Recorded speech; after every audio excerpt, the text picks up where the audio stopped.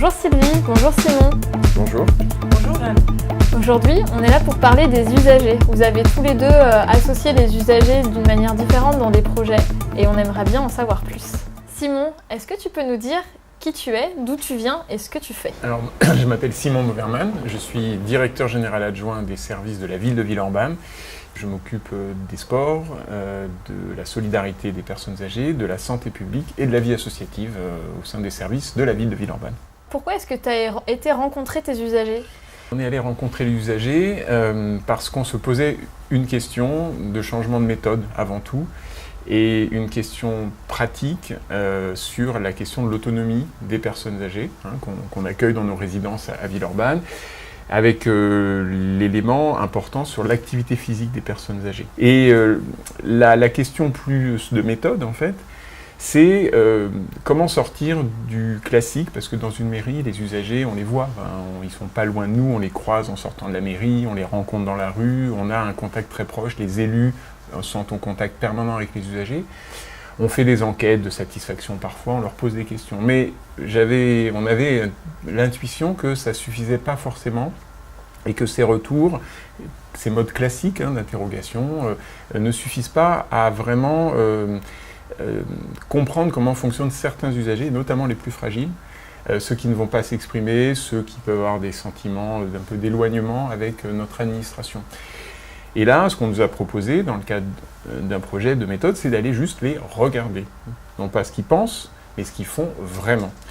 Et ce qui a été très original, et pourquoi cette expérience, elle est pour nous très marquante, et elle va sans doute pas mal révolutionner nos pratiques professionnelles, c'est que déjà ce passage à l'observation plutôt qu'à l'interrogation est important, et en plus dans la méthode, on n'a pas fait appel à un regard extérieur, un cabinet, un sociologue ou un ethnographe. On est devenu nous-mêmes, on s'est formé modestement à l'ethnographie. Quand je dis nous-mêmes, c'est des agents, plutôt des cadres, mais aussi des cadres intermédiaires de terrain.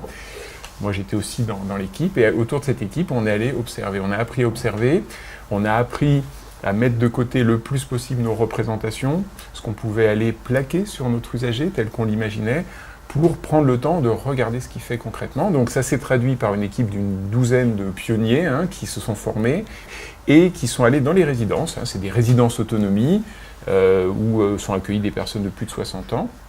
Ils y habitent, ils y vivent, ils y mangent, ils y font leurs loisirs, et puis ils ont le droit de sortir aussi.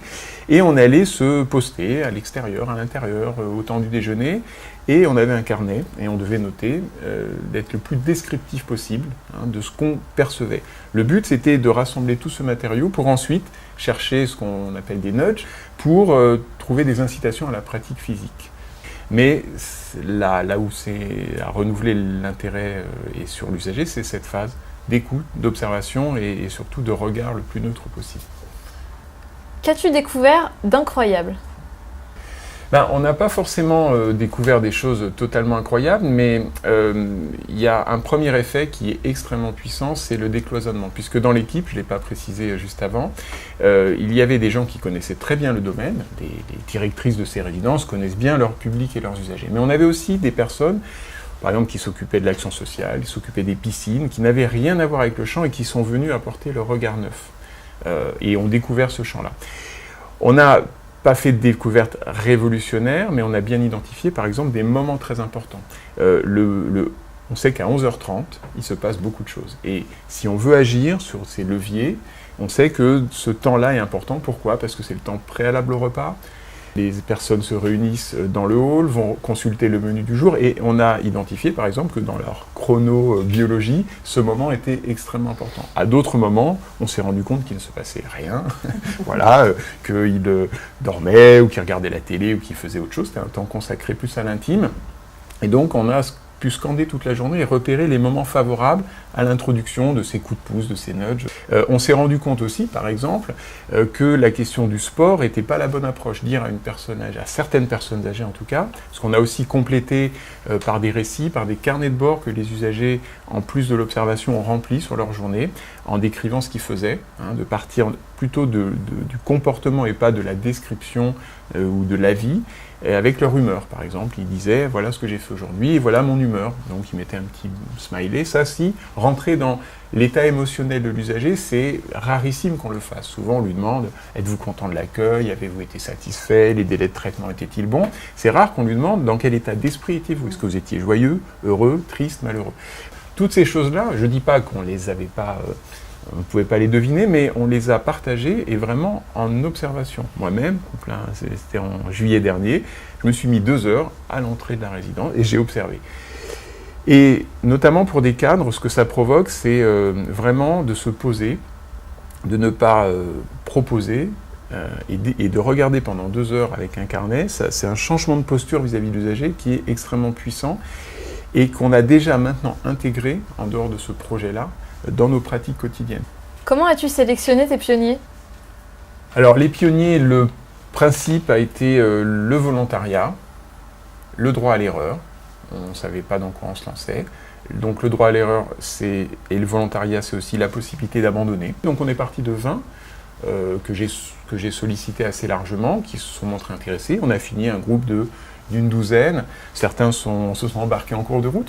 Et cette déperdition, elle était un peu pensée dès le départ, et elle faisait partie des choses. Donc il n'y a pas eu de sélection précise. Appel à volontariat, l'idée étant aussi de se former à ces nouvelles techniques et aussi d'accepter de se tromper. Donc, et en l'espèce, ça a très très bien fonctionné. N'ayant forcé personne, les gens ont été volontaires, ils ont été très motivés de découvrir ça. Alors comment ont réagi tes usagers quand ils se sont rendus compte que tu les observais ? Alors, ils ont plutôt bien réagi. On leur a expliqué qu'on réfléchissait à l'évolution des résidences. Donc les directrices ont été chargées de leur expliquer que des collègues de la mairie, parfois d'autres services, avaient été missionnés pour venir voir comment ça se passait et faire émerger des idées. On n'avait pas donné précisément le sujet d'action, parce qu'on l'a présenté de manière un peu plus globale, pour pas non plus induire des comportements. Et ça s'est bien passé aussi parce que ce sont des résidences où il y a une directrice qui est connue et dans la mesure où il y a eu une information, les personnes étaient curieuses, venaient parfois poser des questions, et puis parfois vivaient leur vie tout à fait classiquement. Voilà, il faut dire que le terrain était bienveillant. Là, on a choisi un terrain, pour commencer, plutôt cadré et plutôt sympathique, on va dire. Si on va sur des terrains plus complexe, il faudrait sans doute qu'on ait un travail de préparation plus important. C'est un outil extrêmement puissant, je trouve, dans la connaissance qu'on retire de l'usager, le changement de regard professionnel et la posture, c'est extrêmement important aussi sur les agents eux-mêmes. Alors tu nous as parlé de carnet, d'observation, de notes. Est-ce que tu peux nous résumer la méthode que tu as employée pour observer tes usagers ? On devait reprendre ces techniques donc d'immersion dans un terrain, avec un carnet, et la consigne, la formation, c'était vraiment d'être le plus descriptif possible, de ne pas plaquer des choses. Néanmoins, quand on observe, on ressent des choses, on peut avoir des idées, et donc on nous a conseillé de bien distinguer ce qu'on observait, ce qu'on décrivait. La personne rentre, elle a un caddie, elle a une canne, ils sont 2, il fait chaud, noter aussi l'environnement, ça c'est des choses qu'on ne fait pas toujours. Et aussi de distinguer à part, dans une colonne, ce qu'on ressent. Sentiment de malaise, sentiment je suis mal à l'aise dans l'observation, ou des idées qui émergent, de bien distinguer la partie observation objective de déjà ce qui va être l'idée ou la piste de travail ou le ressenti qu'on a comme observateur.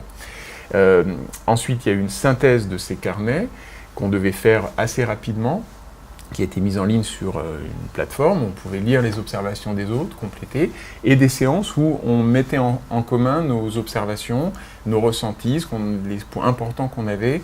Voilà un peu la méthode. Donc je dirais une formation indispensable, distinguer ce qu'on décrit de ce qu'on ressent pour ne pas confondre, et puis des séances, ou les 15 jours, 3 semaines, où on met en commun ce qu'on a ressenti en termes d'observation, et après il faut un travail de synthèse des principaux enseignements, notamment sur les leviers, les freins psychologiques, puisqu'on était sur la psychologie sociale et l'économie comportementale, essayer dans les observations de repérer ce qui peut faire frein, ou au contraire ce qui peut être un levier, une pratique d'activité physique. Et ça, c'est une séquence qu'on fait après avoir rassemblé ce matériel. Combien de temps a pris l'observation ? L'observation, on l'a étalée sur à peu près 2-3 mois, je dirais. En 3 mois, il nous a semblé qu'on avait une observation qui n'était pas parfaite, puisqu'on n'est pas des professionnels, mais suffisante quand même pour repérer les principaux freins, les principaux leviers. Quelles sont, à ton avis, les erreurs à ne pas commettre ? Les erreurs à ne pas commettre sur ce type de méthodes qui sont quand même, je le dis, assez impliquantes, c'est de vouloir forcer tout le monde à le faire. Je pense qu'il faut faire émerger des bonnes volontés, des gens intéressés, un sujet qui motive, et de partir d'un sujet pas trop compliqué au départ. Et si tu pouvais nous donner un conseil ? Un conseil, c'est le revers des erreurs, c'est-à-dire plutôt partir de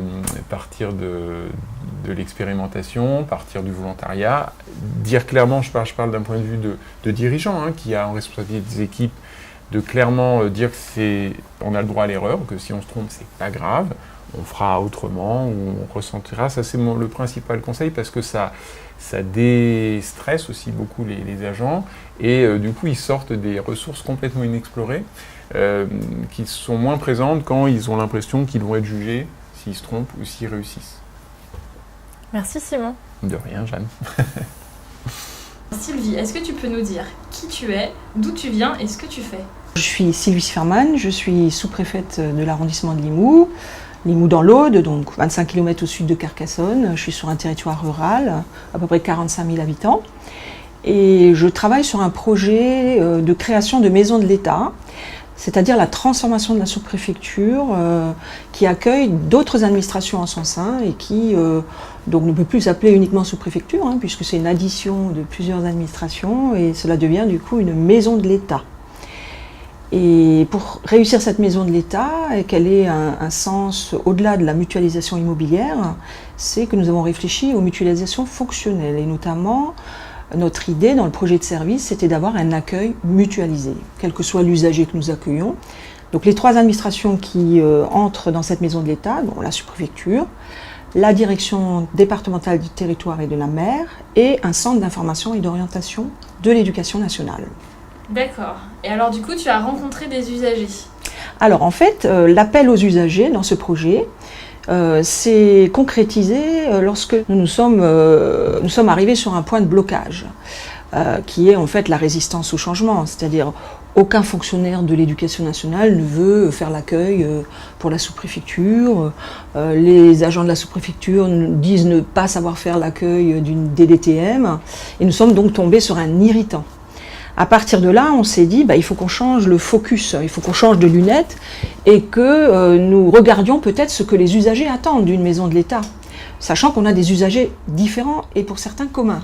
Donc, nous avons imaginé interroger les usagers pour voir comment nous, on pouvait configurer du coup cet accueil. Est-ce que tu peux nous raconter ce projet justement ? C'est un projet en 3 phases et nous sommes en fait en plein dedans, en quelque sorte. Donc je peux vous parler des 2 premières phases. La première, c'était l'immersion ethnographique. Donc les socio-designers sont venus une semaine à Limoux s'imprégner de comment fonctionne l'accueil des 3 administrations. Et surtout, ils ont interrogé les usagers qui venaient à nos banques d'accueil successives. Et ils sont également allés sur le marché du vendredi matin à Limoux, interroger vraiment la population sur qu'est-ce qu'ils entendaient, de qu'est-ce que fait une sous-préfecture, qu'est-ce que fait une DDTM, quelle était leur représentation. Le CIO, ça semblait assez clair, pour les 2 autres, c'était un peu plus flou. Et ce matériau de l'immersion ethnographique ensuite a été traduite dans des documents qui nous ont été présentés en comité de pilotage. Et puis nous avons entamé la phase 2 qui consistait en fait à mélanger les agents et les usagers en focus group sur différentes thématiques. Donc la première, c'était, premier groupe, c'était est-ce que c'est à l'État de faire la promotion de ses actions ou est-ce que le citoyen doit être autonome et doit chercher l'information en toute autonomie. Deuxième groupe, focus group, c'était sur la question de, puisqu'on accueille un CIO, est-ce qu'on ne pourrait pas imaginer des nouveaux services publics en direction des usagers? Et pour cela, on a pas mal mobilisé des enseignants. Troisième groupe, c'était sur le bien-être au travail pour les agents et le bien-être à l'accueil pour les usagers. Voilà. Et puis le quatrième groupe, c'est le prototypage de l'accueil avec des petits Lego. Donc les équipes, usagers et agents, ont construit avec des petits Lego comment ils imaginaient l'accueil. Et tout ceci a été restitué bien sûr dans un comité de pilotage et nous avons la carte des usages présentée comme un plan d'architecte en fait, qui vous dit voilà les circulations, voilà où sera l'espace de coworking, voilà où sera la borne d'accueil, voilà. Est-ce que c'était facile de travailler avec les usagers ? Les 3 administrations qui ont proposé tel et tel usager, plus des habitants un petit peu tirés au sort en fait. On a des habitants qui sont venus à la sous-préfecture et on leur a dit est-ce que vous aimeriez participer ? Nous sommes en train d'expérimenter et selon leur agenda de disponibilité, ils ont noté la date et ils sont revenus le jour J pour les focus group. Voilà comment on a sélectionné les usagers. Donc c'était très varié, on va dire. On a également mobilisé le conseil citoyen. Donc c'est intéressant aussi de s'appuyer sur des représentations de citoyens, sans faire l'impasse d'avoir quand même un citoyen tiré au sort en quelque sorte. Voilà.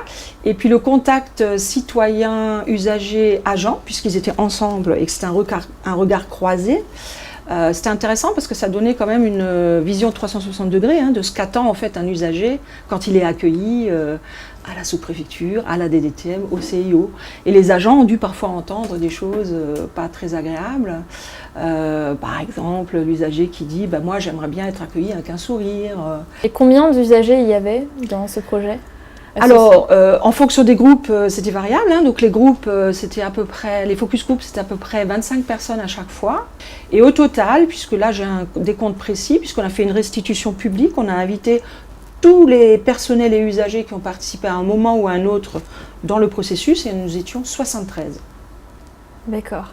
Donc tu maintiens une communication avec eux, même après leur participation. Forcément, et à chaque étape, puisque le processus est encore en cours.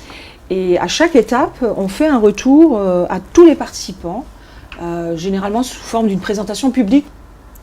Quel conseil nous donnerais-tu pour prendre en compte leurs apports ?